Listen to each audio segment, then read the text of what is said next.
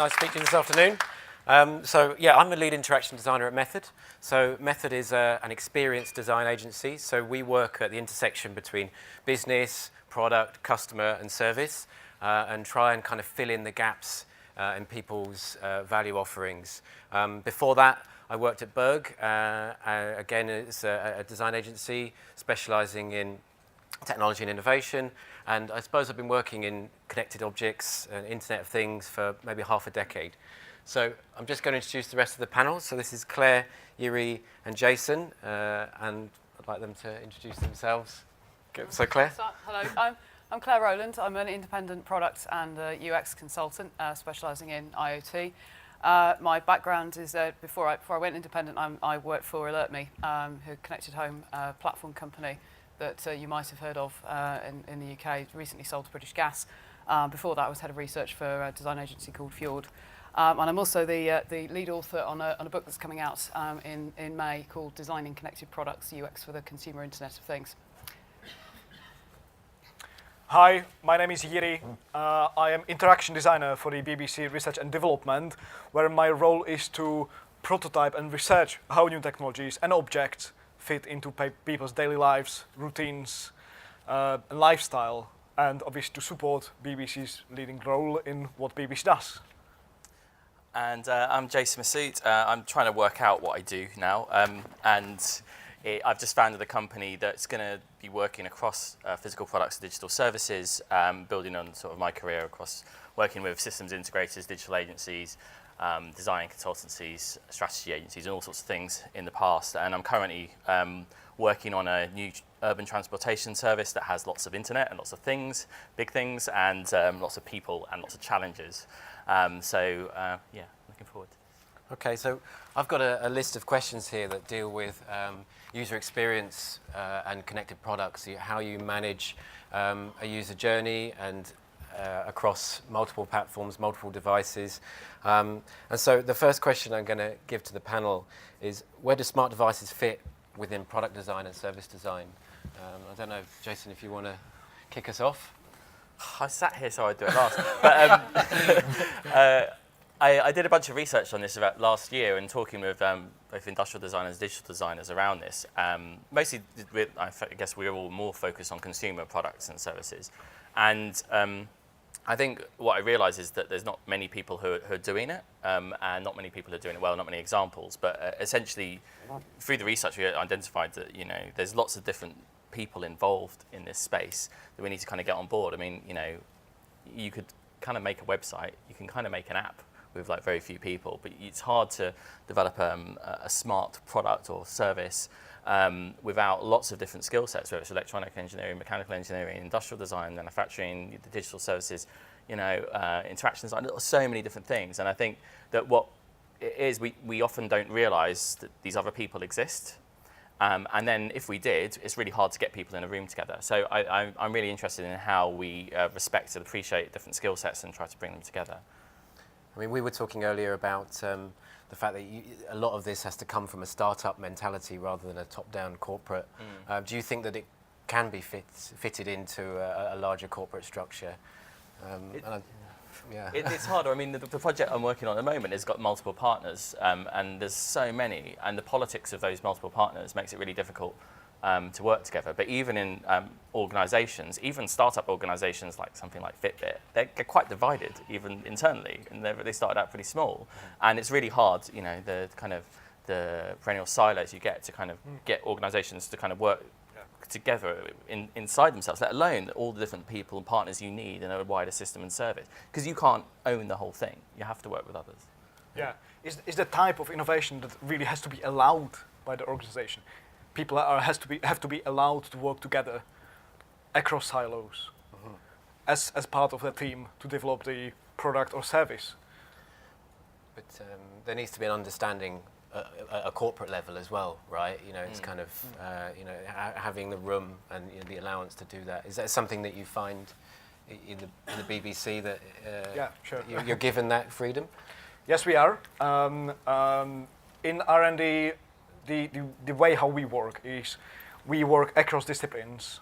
So we have teams, we have developers, editors, we have engineers, researchers, designers, interaction designers, ergonomists, and these people tend to work together, and also the various disciplines tend to work on things that they wouldn't potentially work on in companies that have very strict silos. So for example, lots of our engineers and developers do user research and trials with designers.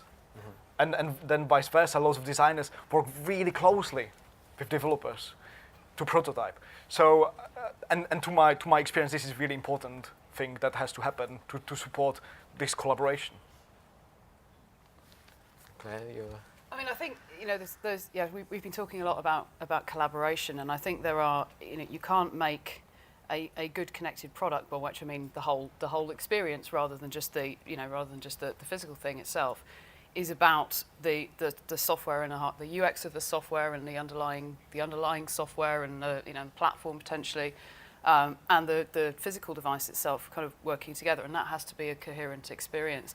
And I think the kinds of things that the sort of points of overlap I see between the different disciplines are that the software UX people and the software design in the UX sense, people and the hardware design people have to make sure that that is a coherent experience. So there will be things that the device does this, and then something happens in the app, and that all has to hang together.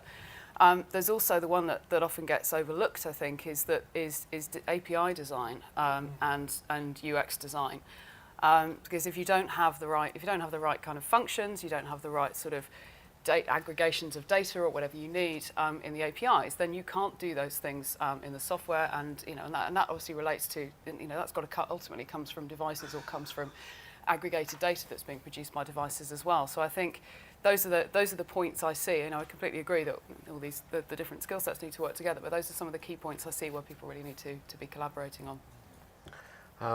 But another factor in kind of bringing all these disciplines together and talking about, to the broader organisation about combining service and product. Prototyping is a really important aspect of doing that. And I was interested to know how each of you kind of deals with prototyping in your specific roles.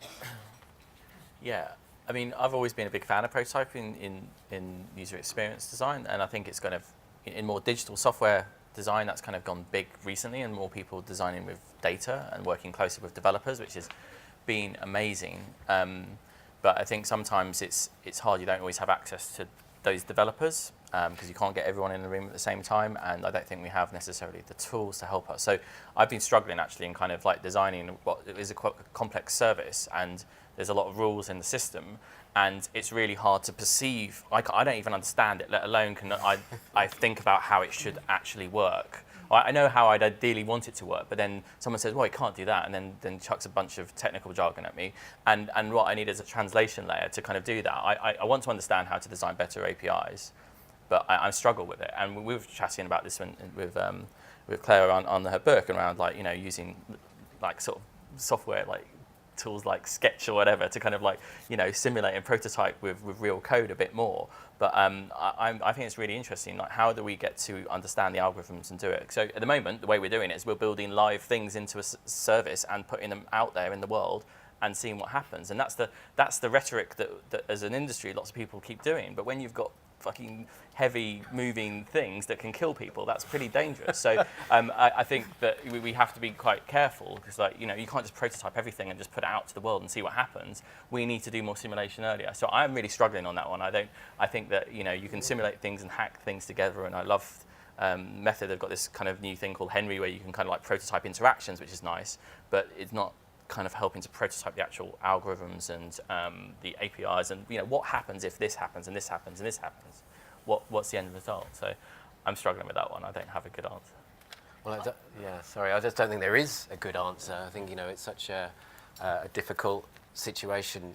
It's each discrete element needs to be prototyped in its own right, and then you don't really understand how the whole system works as a whole until it is in the wild, and it's kind of a little bit too late, if it is a heavy moving object. I mean, I think it's interesting how Google used Google Glass as kind of like this open kind of platform for, is essentially a consumer prototype, which was quite an interesting model, trying to seed the industry, presumably for their own software platforms behind the scenes. But I think that's interesting. Yeah, and people get attacked and stuff. So, I think there's a point though that, the point of all prototyping is to learn whether or not you're doing the right thing before you've made too many mistakes, before it's too late to change it.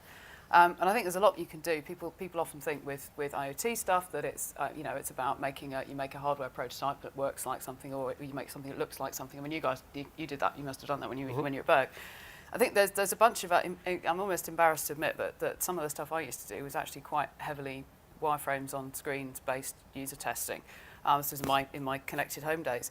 But we deliberately we wanted people to understand what it was like to have a connected home system, and sitting in front of a laptop is only a small part of that experience. But without having the scope to prototype everything happening in the house, around you, we would deliberately create things that sort of provoked people to think about particular things that might be working together that they weren't used to working together, or particular or particular types of interaction, and then with a good research moderator, and some well-chosen users, you can get quite a lot of context out of that. But I think there's also stuff you can do without making any kind of electronics prototype at all. So mocking things up with video, so you can make it look as if something is. What would the experience of having this product be like? Making things with paper and out of paper and kind of acting them out for people. And that's all. Okay, video is not super cheap, but those things are compared to the cost of making a product. Those things are relatively cheap and easy to do, and it's not just about how do you shape the design. It's also about, are you actually making something that people want and they care about and value, that does the right thing. And I think there's one of the reasons that some of the maybe I'm being controversial here, but some of the gadgets we're seeing coming out, and certainly in consumer IoT, perhaps seem a bit off, or maybe they're things that are kind of perhaps we think, well, is there really a need for that? Certainly at that price point. I wonder if perhaps they've gone so far with the hardware that they've committed to something, and maybe they realise it's not quite the right thing, but it's too late to pivot. But I don't know. Too late to pivot. Well, so I like how you described, and you, Jason, as well, the learning journey through the prototyping, because that's something we do a lot. Because we do realize that we are in a space where there are many questions, there are a lot of known unknowns, but there is even more unknown unknowns in this area. Because this is so much cross-disciplinary. This is the point where the technology is lifestyle and technology is everywhere, really. So this creates a massive amount of unknown unknowns. And to understand this problem space even, throwing prototypes, the terrible heavy things that can kill people, sometimes even, out there, and seeing how the technology fit into people's lives. This is how prototyping helps us to understand the space itself, so then we can develop and make the right thing and right decisions. And you can't get all the decisions right, no matter how much prototyping you do. So if you take Little Printer, for instance, we did a lot of prototyping in-house. It was quite a rigorous process. And then it was released, and it was full of problems. It wasn't used the way it didn't fit in people's lives the way we expected. It was we thought that we'd be able to change some aspects of it on the fly, because it's all in cloud and in code. But when you've got to reconcile the physical capabilities of the device, the system infrastructure, and the web element, the cloud APIs and stuff, it just was too much, and ultimately. But I think that's a really good point, that it's not just about the fact that you know that there is some uncertainty in what you're doing can drive some of the decisions about whether you put certain things in the cloud or on the device itself. And then there are other implications for that, such as if something, if you've got a plain white plastic box and all, and all the clever bits in the cloud, and it's got no user interface of any kind, then it's really hard to tell what it's doing, and it may be harder to control it. But some of those, so it's not just the prototyping, it's almost as if some of your product development decisions are driven by how much you can be certain of in advance. But I think that's really going back to the pivot point as well, in terms of and how much anticipating what happens in real life. I think that's just when it's launched. But essentially, if these things are driven by services and software that other people have an input on and can control the variables of, then this thing is always somewhat dynamic. And I was chatting to someone yesterday, working on medical devices. You spend all the time getting it through up to 10, 15 years to kind of get it approved. And if it's connected to a service, its behavior will fundamentally change. So how does that work? Because these things, the physical things, are not dynamic enough. It's not fluid like software is. You can't just kind of undo. You can't just correct things. And I think that's a fundamental shift that I think people, predominantly software people, are involved in this space, are really struggling to think about the relationship with the hardware in that sense. Yeah, I mean, FDA approval for something that's dynamic is like like almost an oxymoron. It's kind of, it's really a difficult... Going to sign off and approve the rules. So I've got another question that it came up in a couple of talks this afternoon, is kind of, how do you guys see the challenges associated with reconciling automation and agency in a system with human decision making? I think this is really interesting, and I see it as, so from the perspective of consumer connected devices mainly. Okay. For me, it is about humane technology, about technology that is there, and not only to do automated tasks, but technology that I can shape, and I can shape according to my context as I want, and based on decisions that I want to make. There are lots of interesting researches whether people can do trigger action programming and whether people are open to things like that. And it looks like that people can, even non-programmers can do those things. Of course, what is the interface? It's another question. I recently read quite interesting study about home automation, and this study was questioning what people would like to do with automated homes. And most of the tasks, they said, essentially is the type of if this, then that questions. So I'm for it. I think the trouble with that is people don't necessarily aren't very good at imagining what they could do with it, because there's an issue there. I mean, I see that there's a scale between, on the one hand, there's something that only does stuff when you control it. So that might be in an IoT context is remote control. That's like, I'm turning the heating on now, turning the light on. There's automation in the sense of I've programmed something to do something at a certain point in the future. And then there are autonomous learning, shades of AI in that, but things that learn and take decisions for themselves. And I'd slightly disagree with Jiri on the programming thing, because I think it's actually quite hard when you're looking at a complicated system with lots of parts. For people to, even something like figuring out, well, when certain things happen, then I want the sprinklers on my lawn. That's great. No one has those here, but in the US it's quite a big thing. I want the sprinklers on my lawn to go off, when it's dry and it's on a certain day of the week at certain times. And just figuring out in advance that the rules for when these things should happen, and making sure they don't conflict with, like, when you're having a barbecue and it's everyone's going to get wet.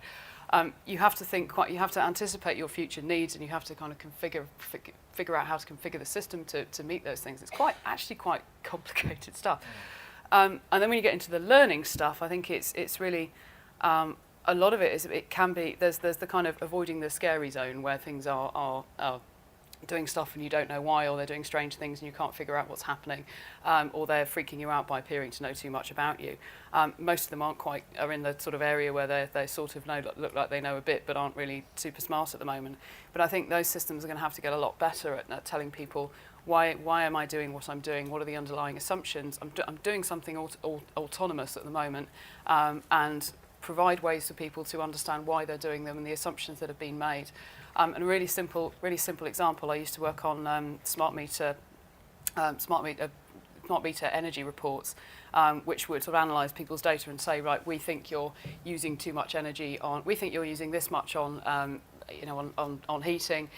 We think you could save 20% because your boiler's inefficient, or we think you're using this much compared to other people. And people are like, hang on a minute, you don't understand my life. I'm using more than my neighbours, but my neighbours live. My neighbour lives on their own, and I've got 4 children, and just these kind of people get very angry when you make assumptions about them, and when that translates into devices acting on those things as well, it's a bit scary. Yeah, I think this is I think the fundamental part of where designers can have value in to understand some of these things and to try and anticipate. I think there's too much talk in this space of, it would be cool if this happens, and not thinking of those consequences. And I think working out that level of control that we provide people and how the visibility of the system we provide people in order for them to control it is the big fundamental question for any of these services. And as I say, I as a designer can't even understand the system itself. So how I have to then be able to help translate that to provide a mental model for someone else to understand it and to control it. And it's weird because like as soon as you start like distrusting it for any reason, it just all falls apart. So you know, I was actually involved in a car accident yesterday, and it was partly to do with the fact that I stopped trusting the sat nav to take me on a route, and I decided to take a route based on what I thought was best, and there was poor signage in the underlying system, and I ended up having a crash. Now, if I trusted the sat nav, it could have taken me the wrong route as well, but it was going to take me on a long route. But people have ended up in ditches, going off cliffs and stuff with sat navs. If you don't trust the system, then it all falls apart. So I think that that's a real challenge. How do we understand how it's based in decisions? How can we correct it? How much we surface in the first place? And that's going to be totally dependent on the use case. Mm-hmm. I mean, a lot of systems, you know, like the autocorrect on your iPhone or whatever, is kind of it's a suggestion that sometimes does use brute force to get some interesting words in. But I think that like even something as simple as an autocorrect system, it doesn't work. Yeah. And so it's kind of, I think this kind of utopian vision of kind of everything working around us seamlessly and we just kind of flow through is kind of complete, you know, crap. There are things that computers are better at than people, and there are things that are really hard that people are good at that are extremely hard to get computers to do. And that's kind of, you know, one of those is making things behave in common sense, coordinate in common sense ways. And common sense is, you know, we know what it is, but it's very hard to codify it into a computer. So yeah, because we can strive for a seamless system, but we need to design for those glitches in the matrix. Right? So what are the challenges when designing across multiple devices with different capabilities from a UX perspective? It's a bit of a big question. It was funny because I found this little manual that my girlfriend had when she was at college, and it told you how to use Windows. And it was like how to use the different menu systems and stuff. And I was looking at this, I was going, this is quite big. There's quite a lot of stuff here. And I was like thinking, shit, what about now? Like I've got like, you know, if I've got an Android tablet and I've got an iOS device, and then I've got like this other thing over here, I need like a big manual for the graphical user interface or the physical user interface for all these different things. I think I think people try to talk about standardizing these things. We can't standardize it, you know, in iOS or anything. So I think it's a massive challenge to think about how we make something feel coherent when different parts of the system we don't have any control over, and other things have, it's appropriate to have a dial, and some things it's more appropriate to have like a switch and stuff. And I think there's a big challenge to work out the appropriate solution for the different constraints. There is another level of interaction design, but that sort of when you start using systems of devices with different capabilities. In the book, we called it into usability. It's not just about usability, but and that's first of all, there's distributing how you distribute the functionality between the devices, and you get the users to understand which things are playing which role in that system. There's the amount of consistency you might have between those interfaces. So which things look like, one example is the Nest thermostat makes a clicking noise when you turn the bezel, and there's when you change the temperature in the iPhone app, it makes the same clicking noise, which kind of ties that together quite nicely. And then the final one is about the sort of discontinuities that you get in these systems sometimes, particularly where you've got devices that conserve power by not connecting to the network all the time, which is quite common in IoT. And that means that you can then have, the phone app's telling you the heating's set to 19 degrees and the thermostat's telling you it's set to 21 degrees. And you won't always notice these things in different types of systems, but it does mean that certain things can be out of sync. So this idea we have that, you know, the world, everything's going to be interconnected and magic and stuff's just going to happen, sort of isn't the case. And figuring out how to design for some of those little kind of glitches and latencies and discontinuities is quite important. Yeah. Well, interesting part of this is that the connected object or object that has some information material or processing, because processing power and information is part of the material of objects these days. And these things are not obvious on the first look. people just can't tell what this connected bottle does unless the bottle tells them somehow. So I guess this is important part of what you just said, because it needs to somehow communicate these things to people. It needs to bridge this gap of knowledge to tell what is it doing, what is its state, why, what is its purpose. And if the device is very quiet, which could be a good thing, yeah, because it does not trigger my attention all the time, then how the hell I know what, is it observing me? Or is it having some agency? What is it doing on the background, yeah? So, yeah. So I think so that brings my questions to an end, but I think we're going to open it up to the floor to ask the panel some questions. Do you have any takers? No questions. Oh.